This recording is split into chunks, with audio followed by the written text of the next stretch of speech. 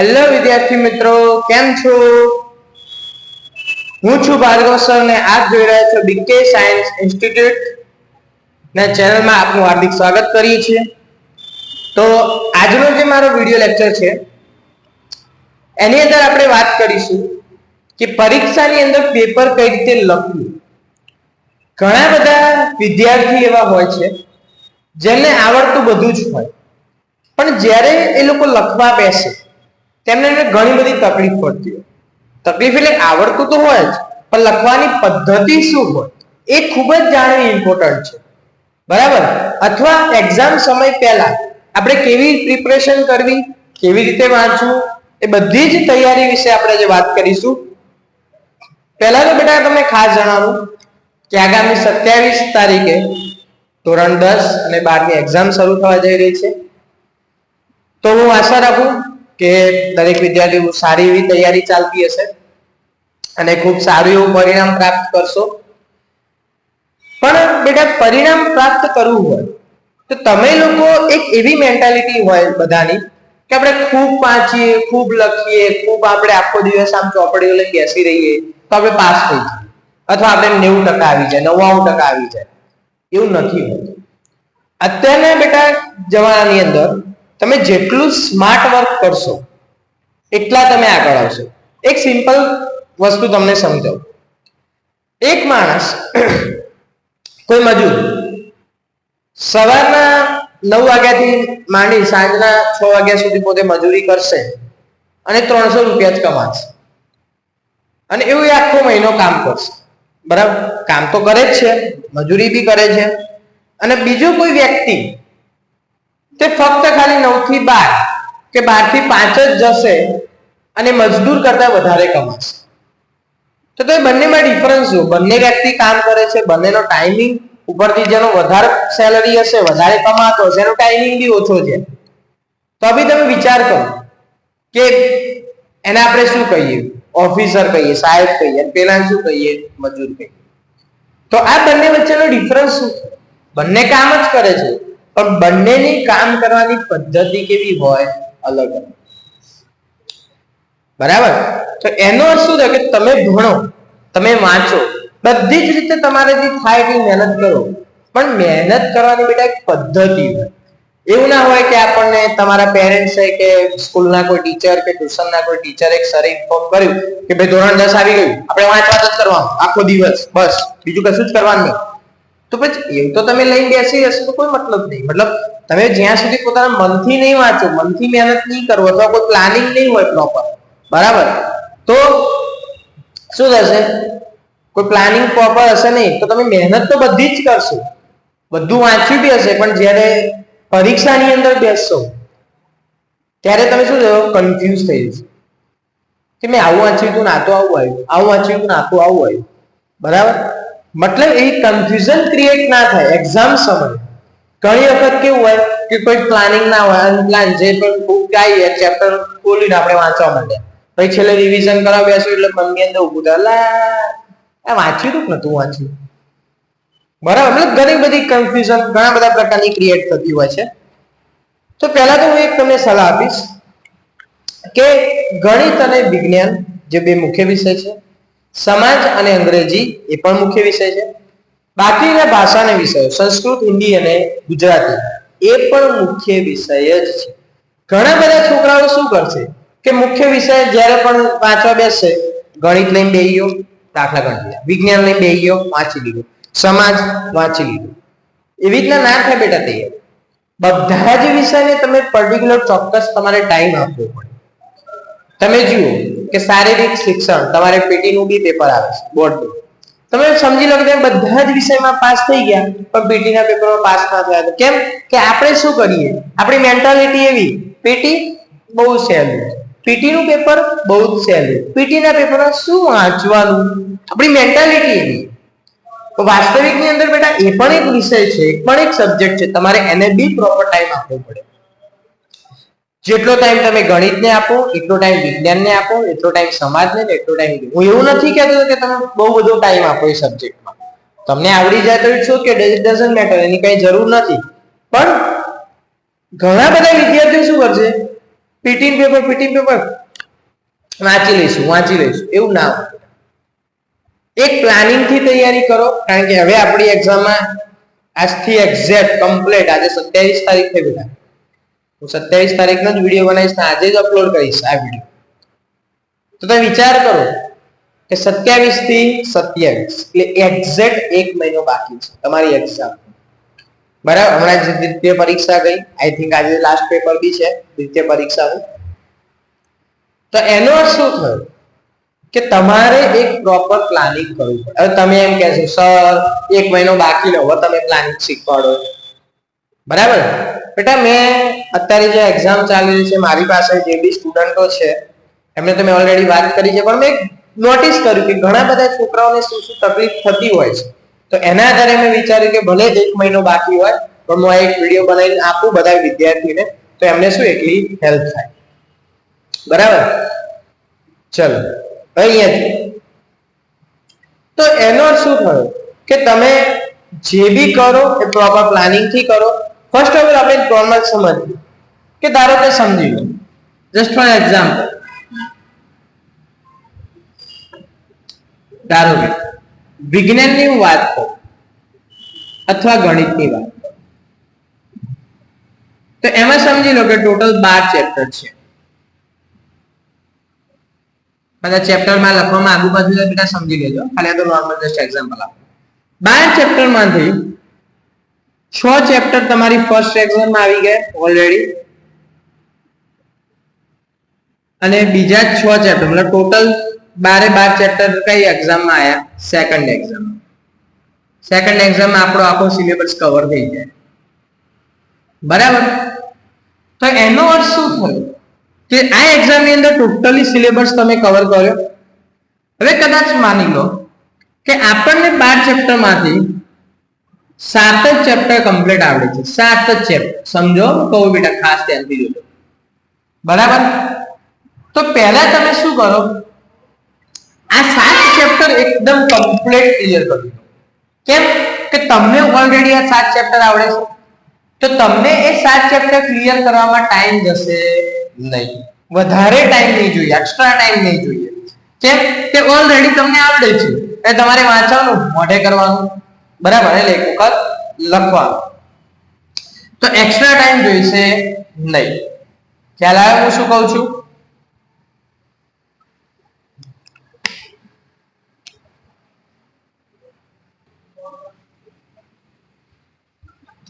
વધારે ટાઈમ તમારે નહીં જોઈએ. બાકી કેટલા ચેપ્ટર છે બેટા? 5 ચેપ્ટર બાકી રહ્યા. હવે 5 ચેપ્ટર તમે સમજી લો કે તમને આમ થોડા આવડે છે, એટલા બધા પાવરફુલ આવડતા નથી કમ્પેરિઝન ટુ આ 7 ચેપ્ટર. તો તમારે શું કરવાનું કે આજે 5 ચેપ્ટર બાકી રહ્યા, બરાબર, એ 5 ચેપ્ટર માંથી 3 ચેપ્ટર તમને લાગે કે આ ચેપ્ટર હું કરી શકીશ, એને મેઇન ક્વેશ્ચન કરી દેવાના. મેઇન ક્વેશ્ચન્સ બધા જ કરી દેવાના. 2 માર્ક્સ, 3 માર્ક્સ, 4 માર્ક્સ વિભાગ. એ તો બેટા કમ્પલસરી બધા જ ચેપ્ટર નો કરવાનો. આ તો વાત છે ખાલી કે ભાઈ તમને જે આવડતા હોય ચેપ્ટર પહેલા કરી દો, પછી જે ચેપ્ટર બાકી રહે એમાંથી જે 3 ચેપ્ટર આવડતા હોય, થોડા ઘણા આવડતા હોય તો મેઇન ક્વેશ્ચન કરી દો. તો એનાથી શું બેનિફિટ થશે? જુઓ, 7 ને 3 10 ચેપ્ટર થઈ ગયા. વધ્યા કેટલા ચેપ્ટર? 2 ચેપ્ટર રહ્યા કુલમાંથી. તો જે 2 ચેપ્ટર વધ્યા એનો ફક્ત વિભાગ એ કરો, મોટા પ્રશ્ન છોડી દો. જેને નથી ફાવતું પર્ટિક્યુલર એના માટે જ વાત છે. જે 90% લાવે છે, 95 લાવે છે, એમને તો બધું જ કરવાનું, એમને કશું જ ઓપ્શનમાં છોડવાની જરૂર નથી. પણ આ તો જે વિદ્યાર્થીઓને તકલીફ પડતી હોય વાંચવાની કે કઈ રીતે તૈયારી કરવી, એના માટે છે. ખાસ જોજો, એવું ના વિચારતા કે સર અમારે તો 90% આવે છે તો અમારે આટલું જ કરવાનું. ના, 90 કે 95 કે 90% આવતા હોય દરેક વિદ્યાર્થી બધું જ વાંચવાનું બેટા, બધું જ, કશું જ છોડવાનું નહીં એ લોકોએ. બરાબર, ચલો તો 7 ચેપ્ટર, 5 ચેપ્ટર, 3 ચેપ્ટર, 10 ચેપ્ટર થઈ ગયા. હવે વધ્યા કેટલા ચેપ્ટર? તો 2 ચેપ્ટર વધ્યા. તો એમાંથી તમે કેટલા ચેપ્ટર? 2 ચેપ્ટરના વિભાગ એ કરી દો, મતલબ તમારું MCQ ને તો થઈ જશે. બરાબર, અને જો હવે તમારી જો એક્સ્ટ્રા ટાઈમ હોય ત્યારે એનું બીજું કરવાનું. બાકી હવે બીજી મોસ્ટ ઇમ્પોર્ટન્ટ, ઘણા વિદ્યાર્થીઓ શું કરશે, વાંચવા બેસશે, વાંચવા બેઠા આમ પ્રશ્ન જોશે, આ તો આવડે છે, આ પણ આવડે છે, આ પણ આવડે છે, પછી ગણિત લેશે, દાખલો ગણશે, રકમ જોશે, આમાં તો આ જ સૂત્ર મૂકવાનું, ઓકે, આવું કરશે. અને આનાથી થશે શું કે એમના મનની અંદર એવું થશે કે આ તો અમને આવડે જ છે ને બધું. પણ એ જ પ્રશ્ન, એ જ વિકલ્પો જો એ વિદ્યાર્થી પરીક્ષાની અંદર લખવા બેસે તો પહેલો અક્ષર શું હતું, પહેલો અક્ષર ખાલી યાદ આવી જાય તો બધું આવડે. શું હતું પહેલો અક્ષર? બસ આ થઈ કન્ફ્યુઝન. કેમ કે આમાં એક જ ઉણપ છે આ વસ્તુમાં. શું ઉણપ છે? તો કોઈ પણ વિદ્યાર્થી રિવિઝન નહીં કરે. રિવિઝન બહુ જ ઇમ્પોર્ટન્ટ વસ્તુ છે બેટા. આપણે સ્કૂલની અંદર ભણવા જઈએ તો પહેલા દિવસે આપણને પ્રાર્થના આવડતી હોય ના, પણ છેલ્લા દિવસે આવડતી હોય. કેમ કે એ પ્રાર્થના તમે રોજ રિપીટ કરો, રોજ તમારી સામે ગવાય, રોજ તમારા કાનની અંદર એના શબ્દો પડશે, અને એક દિવસ એવો આવશે કે તમને એ પ્રાર્થના નહીં ચાલુ કરે ને તોય તમને આવડશે. કેમ કે રોજ પ્રાર્થનાનું શું થયું? રિવિઝન થયું. એટલે જેટલું બી તમે વાંચો એનો મેઇન પોઈન્ટ છે રિવિઝન. જો બેટા તમે રિવિઝન ના કર્યું તો તમને બહુ તકલીફ પડશે. રિવિઝન તો સૌથી મેઇન વસ્તુ છે. રિવિઝન જ મેઇન છે. કેમ કે આપણે જ્યારે પેપર લખવા બેસીએ, ઘણી બધી વખત મેં જોયું કે જ્યારે કોઈ વિદ્યાર્થીને પેપર આપી આવશે ને પછી ઘરે મમ્મી પૂછે કે પપ્પા પૂછે કેવું ગયું બેટા પેપર? મમ્મી બહુ મસ્ત ગયું પેપર, બહુ મસ્ત. પછી પપ્પા પૂછે કેવું ગયું બેટા પેપર? પપ્પા બહુ મસ્ત. રિઝલ્ટ આવશે 80 માંથી બેટા કેટલા આયા? 50, 55, 60. કેમ? પછી પપ્પા શું કે બેટા તું પેપર આપીને આવ્યો કેવું કર્યું? બહુ મસ્ત ગયું, બહુ મસ્ત. તો હવે કેમ આટલા જ માર્ક્સ આયા? એવું થાય ને. તો એનું રીઝન શું કે જ્યારે બેટા આપણે લખતા હોઈએ ને પેપર ત્યારે આપણને આપણી ભૂલ ના દેખાય. આપણા મગજની અંદર એવી જ મેન્ટાલિટી ક્રિએટ હોય કે મમ્મી કે પપ્પા જ્યાં પૂછ્યા એટલે આપણે શું કે મસ્ત ગયું. કેમ કે આપણને એવું હોય કે જ્યારે હું પેપર લખું ત્યારે હું બધું સાચું જ લખું. શું આપણને મગજમાં કે જે હું પેપર લખું ત્યારે હું સાચું લખું. અથવા કોઈ સિમિલર આપણે રકમ જોઈએ ને ગણિતની અંદર આપણે શું થાય, આ તો મેં ગણેલું ને ફટફટ આપણે ગણીને પછી ઘરે આવીએ ને પેપર સોલ્વ કરીએ, અલ્લાહ આટલું જ ભૂલ થઈ ગઈ મારી. બસ એ જે ભૂલ થઈ એમાં તમારા માર્ક્સ જતા રહે. સાચી વાત ને? ખ્યાલ આવ્યો? એટલે ખાસ સમજો બેટા, રિવિઝન કરશો એટલું પરફેક્શન આવશે. અને એટલું પરફેક્શન આવી જશે એક સમય કે તમે આમ એટલો કોન્ફિડન્સ તમારો અપ થઈ જશે કે ગમે તેવો પ્રશ્ન હશે સેમ રીતનો. ઘણી વખત શું થાય કે કોઈ રકમ હોય, કોઈ બહુપદી તમને આપ્યું હોય, સેમ ટુ સેમ જ બહુપદી હોય પરીક્ષાની અંદર, ખાલી માઇનસ ની જગ્યાએ પ્લસ કરી દે એટલે નિશાની બધી ચેન્જ થઈ જાય. નિશાની ચેન્જ થઈ જાય એટલે શું થાય? તમારો જવાબ બદલી જાય. ખ્યાલ આવ્યો? એટલે બેટા ખાસ ઇમ્પોર્ટન્ટ વાત છે કે રિવિઝન બહુ જ મોટી વસ્તુ છે.